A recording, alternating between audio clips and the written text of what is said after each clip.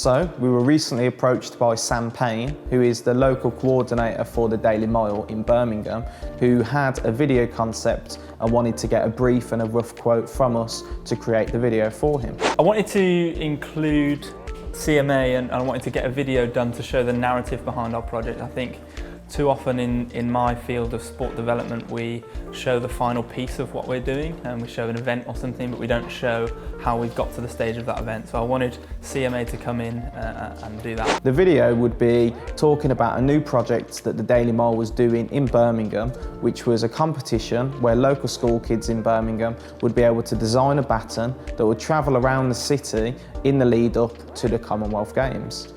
After we quoted Sam, we decided to work a little bit on the brief and set up a meeting with him so we can really go through in detail what he actually wanted from us and from the video. The next step was really storyboarding the whole idea and creating a well thought out plan so that we knew what we wanted to achieve and whether this would fit into the budget. Sam specifically asked to have a drone shot where it would slow pan backwards from kids standing in a playground and then transition into a shot of Birmingham. The biggest concern to me is the added cost of using a drone pilot for a day just to achieve one shot. So we started to think of different ways we could actually achieve the shot in-house, maybe even using gimbals and boom poles to create the look as if we've used a drone, but without actually having to hire a drone. That's when we designed the crane shot. This general shot would work using George, who's one of our camera ops, and his A7S that would be positioned on top of a gimbal, and then that gimbal would be positioned on top of a boom pole. This would then save Sam a lot of money and also save us a lot of effort in terms of getting the drone pilot along for the day and fitting it into the already tight schedule. So we went through the amended brief with Sam and he was happy, which meant the next stage was going to be production.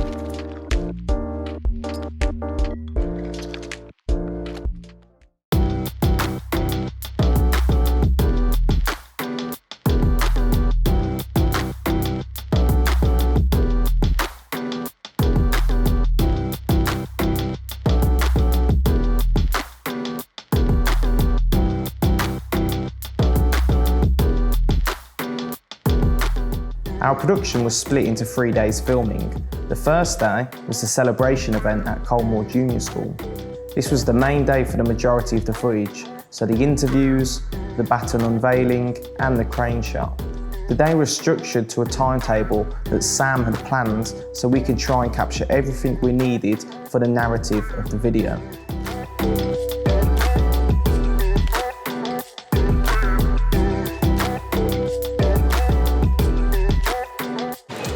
So we're here at Colmore Junior School and at the moment we're just in a classroom with the designer. BBC is also here filming some of the winning kids and we're getting them to actually draw a couple of the designs just so when we actually do the video we've actually got the process of them drawing the designer actually being able to show the current design with the 3 winning kids in there, and then hopefully when the BBC leave in a minute we're going to try and get the 3 winning kids in there alone just to get a nice interview in there.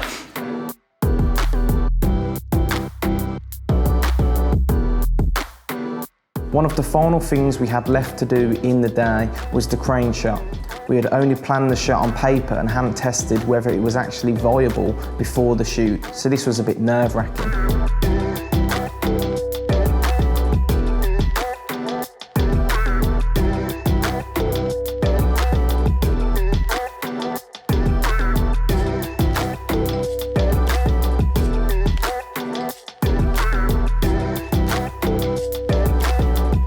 Hi guys, so it's day 1 and we're most of the way through the day. It went quite well. We're based in one school today, Colmore Junior School. We've had Dom here running around with the kids. We actually met the baton designer as well, and Sam Payne's been helping us out quite a bit. It's went quite well. I think the last thing we've really got to capture now is a lot of the transition stuff, which Jack's going to be kind of trying to see how creatively we can get the baton. I think we're going to try and do something called lock stabilisation, which we have the baton in the middle of the screen and see if we can just lock it dead in the middle.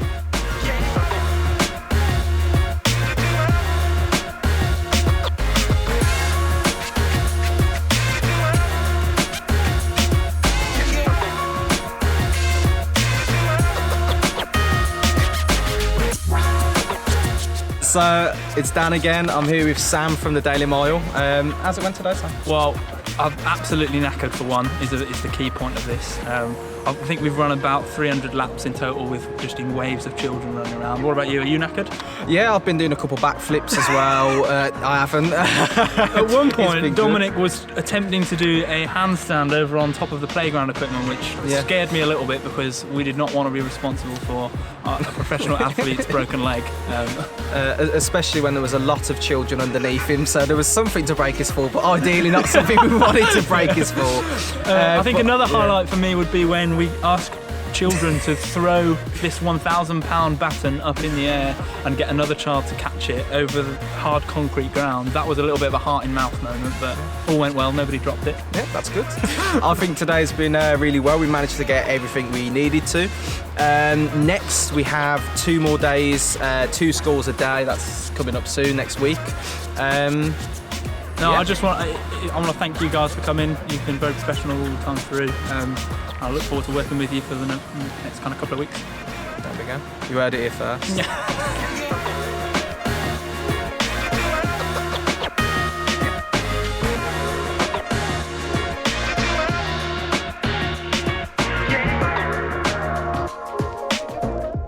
Hi guys, we're currently here on our 3rd school shoot. It's been a bit hectic today because we've only had the one cameraman, Jack, but we're taking this time now to do a quick behind the scenes. So it's went quite well. Currently we are just waiting for the school kids to be brought out and we'll start doing laps. Probably one of the biggest issues we face at the moment is photo consent. So obviously working in schools, it's quite hard to get photo consent of say 60 to 80 students, especially if there's more. It can be very hard. So a lot of the time what we're having to do is we're having to split up classes, keep people to photo consent slightly separate into their own groups if there's enough, and if not we just have to be aware of who's there and kind of keep an eye out in one, our edit, or 2 while we're filming.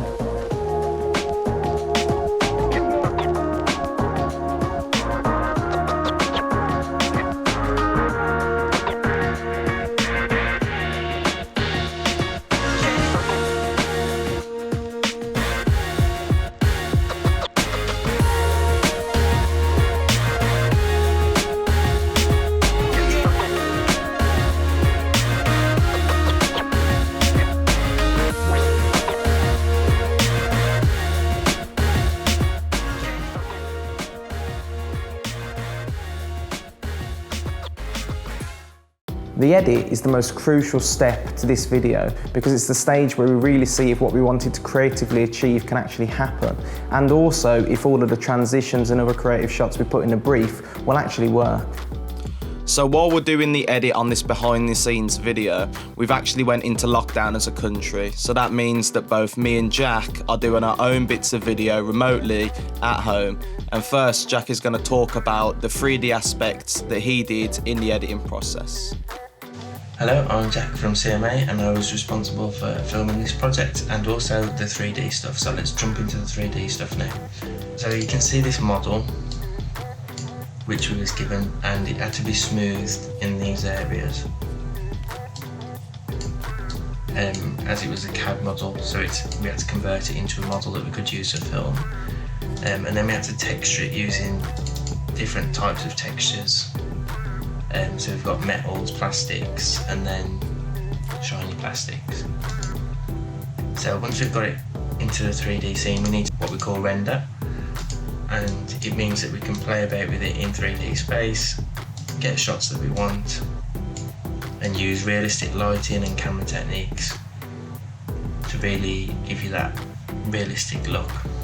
So as you can see, we use depth of field like the same way that you do in camera.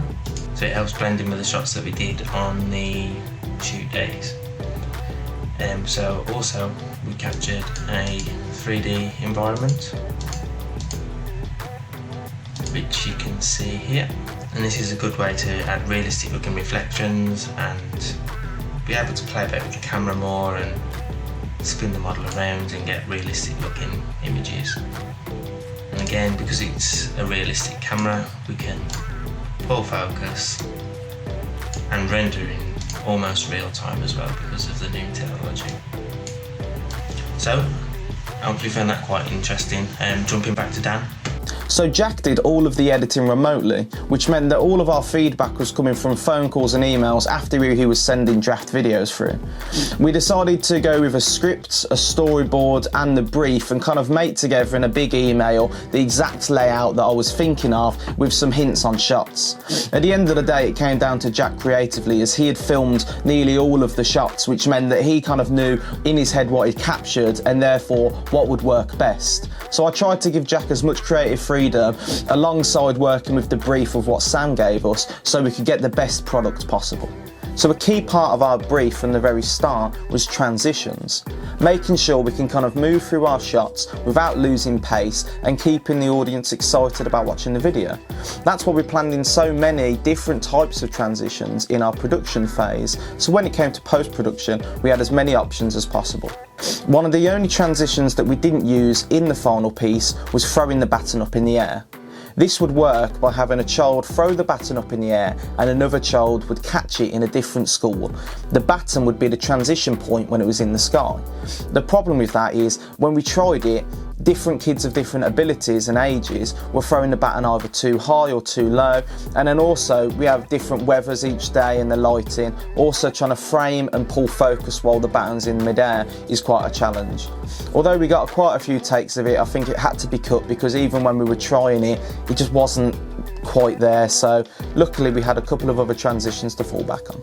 We would go through a couple of rounds of internal amendments before the client saw it, just so we could finalise little bits of the video, like how we wanted it structured, the colour grading, the sound and other little bits like that. When Sam finally got to see the video, overall he was quite happy, and a lot of the amendments that came from Sam's end were things like trademarking and copywriting to do with the brand and the client.